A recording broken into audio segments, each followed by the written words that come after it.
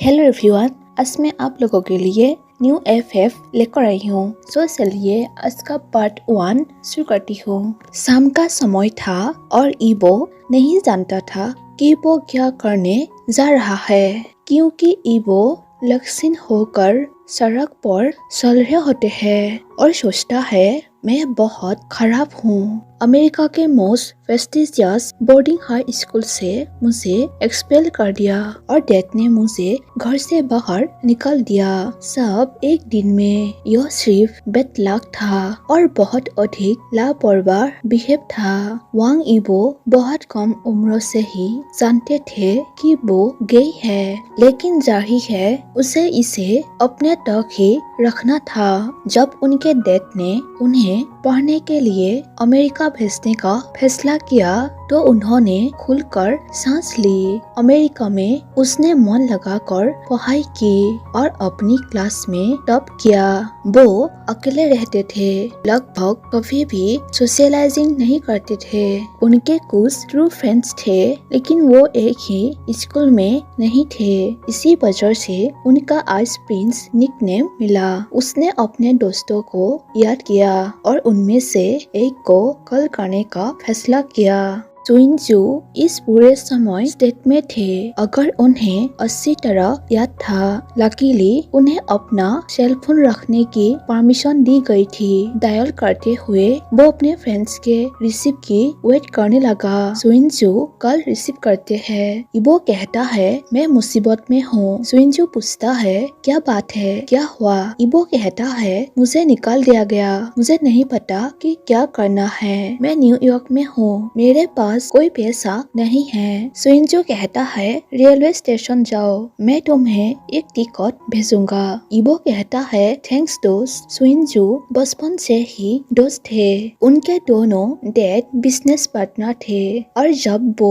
बच्चे थे तो उनके बीच काफी कांटेक्ट था। हालांकि सुइनजू कोरिया में रहते थे, वो हमेशा कांटेक्ट में रहते थे। वो जानता था कि अगर कोई उसके मदद करेगा तो वो सुइनजू होगा। उन्होंने ट्रेन का टिकट लिया और ट्रेन ली और कुछ घंटे बाद न्यूयॉर्क पहुंचे। उसके लिए एक ड्राइवर था। अंत में वो 5th एवेन्यू पर सुइनजू के अपार्टमेंट में पहुंचे। सुइनजू ने उसे गले लगाया और पूछा क्या बात है। इबो कहता है मुझे पकड़ा गया मेरे क्लासमेट के साथ सेक्स करते समय, जो एक मेल है। मैं क्या करूं? सुइनजू कहता है एक मिनट रुको, तुम गे हो? इबो कुछ नहीं कहता है। सुइनजू पूछता है कितने समय से?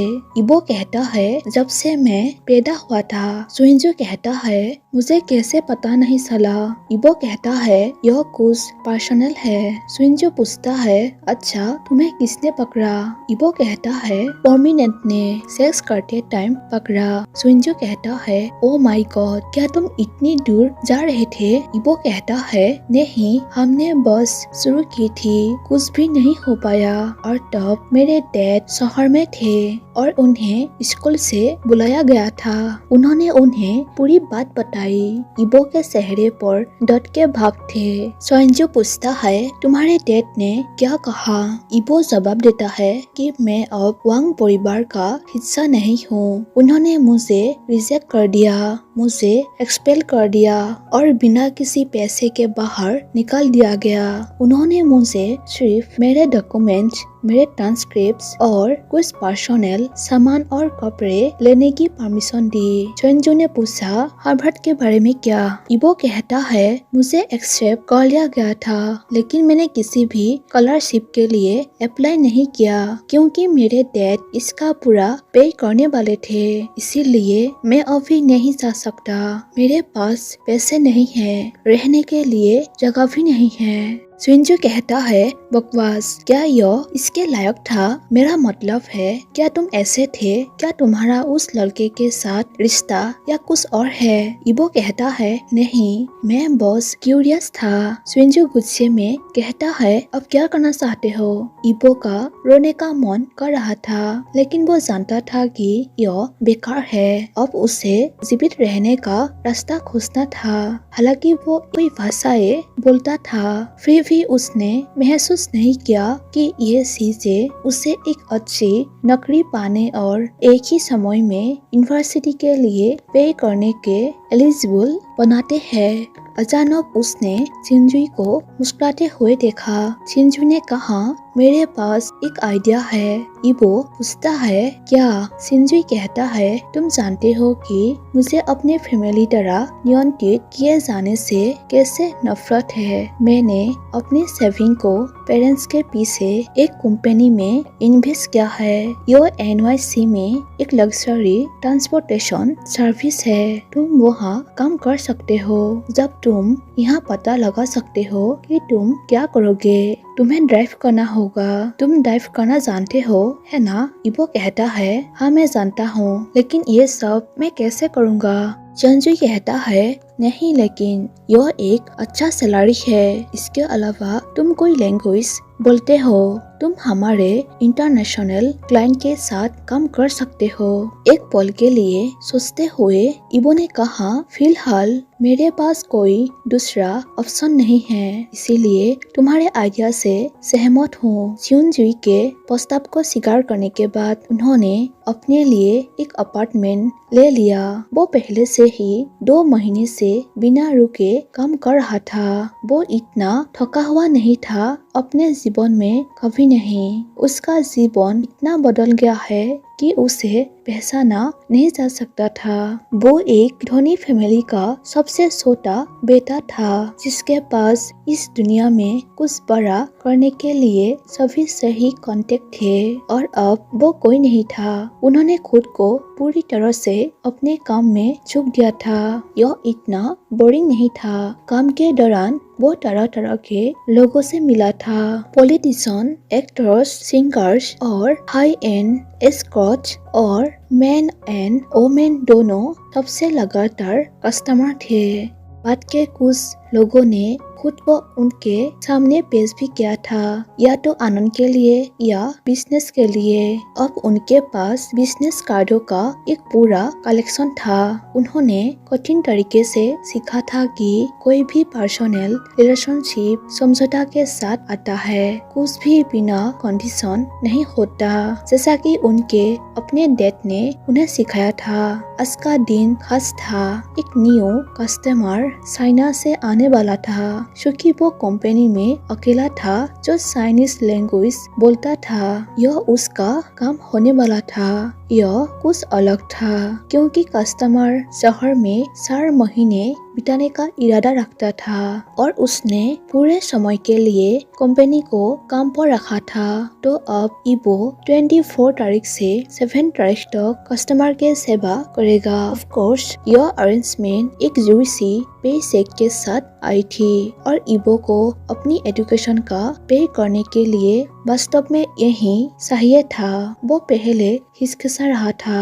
एक चाइनीज कस्टमर के लिए उस अमाउंट का पे करने में सक्षम होने के लिए इस बात की बहुत संभावना थी कि वो उसी मंडली में चले गए जहां उसका फैमिली था। वो उन्हें और भी शर्मिंदा नहीं करना चाहता था, इसीलिए उन्होंने कस्टमर के नाम पर थोड़ी खोजबीन की। यह क्लाइंट जो वर्किंग क्लास से आया था, इसीलिए यह बहुत कम संभावना थी कि वो वांग से मिले और परिचित हो। तो यहाँ वो एयरपोर्ट पर प्राइवेट जेट के आने की वेट कर रहा था। जब जेट वास्तव में लैंड हो रहा था, तब इबो ने खुद को तैयार किया और आईने में अपना चेहरा देखा। उसके बाल पहले से ही कहीं ज्यादा लंबे थे, क्योंकि वो किसी ऐसी चीज पर एक पैसा भी खर्च नहीं करना चाहता था जो जरूरी ना हो। अब उन्होंने खुद को ग्रूम रखने के लिए पोनी टेल का इस्तेमाल किया। उसने अपने बाएं कान में एक ईयररिंग सिर्फ इसीलिए जो ली क्योंकि इससे वो क्रिमिनल की तरह ना दिखते हुए खतरनाक लग रहा था। उनका काला सूट साफ था और साथ ही उनके जूते भी। वो हमेशा एक साफ सुथरा रहा था। उसने कस्टमर की ओर देखा और उसका सांसें चल पड़ी। सीढ़ियों से उतरना अब तक का सबसे हैंडसम मैन था, जिस पर उसने अपनी नजरें नहीं हटा पाई। वो कस्टमर बहुत खूबसूरत लग रहे थे। इबो ने सोचा कि वो उससे कुछ साल बड़ा है, शायद 20s। मैं उसके साथ 24 तारीख से 7 तारीख तक ड्राइवर बनकर रह सकता हूँ, इसीलिए उसके बारे में और ज्यादा नहीं सोचूंगा। इबो पहले से ही कार से बाहर थे, मिस्टर सियो के लिए पिछले सीट में 2 ओपन रखते हुए। वो अगले 7 महीनों के लिए अपने बॉस के प्रति उचित रेस्पेक्ट दिखाने के लिए थोड़ा सा झुका। मिस्टर सियो कार के अंदर बैठ गया। मिस्टर सियो के चेहरे से कुछ नहीं पता चला, उस पर एक भी भाव नहीं था। इबो सुइनजू के अपार्टमेंट के पास एक घर में मिस्टर सियो के पेंट हाउस की ओर गाड़ी चलाते समय पर चेक करते रहे।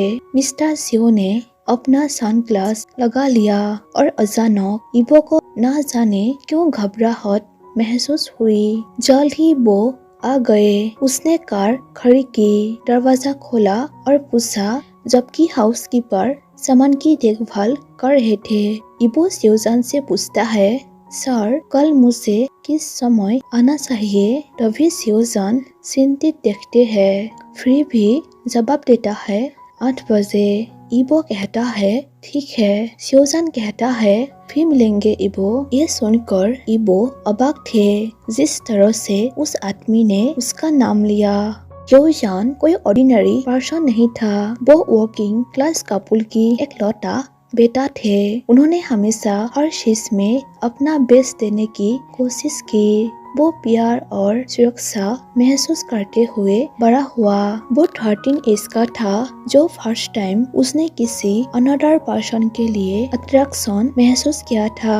हैरानी की बात यह है कि वो एक लड़की नहीं बल्कि एक लड़का था। वो इतना समझदार था कि उसे एहसास हो गया कि वो गे है। उसे फर्स्ट प्यार नहीं मिला, यह उसका सीक्रेट बन गया। पड़ोस की गपशप से पेरेंट्स को इस बारे में एक दिन पता चलता है। उस समय सियोजान 2 बातें जानता था। सबसे पहले उसकी मॉम को उसका सीक्रेट पता चला। दूसरा कि उसके डैड उसे कभी एक्सेप्ट नहीं करेंगे कि वो गे है। उसने अपने लिए एक बेटर फ्यूचर बनाने पर फोकस करने का फैसला किया।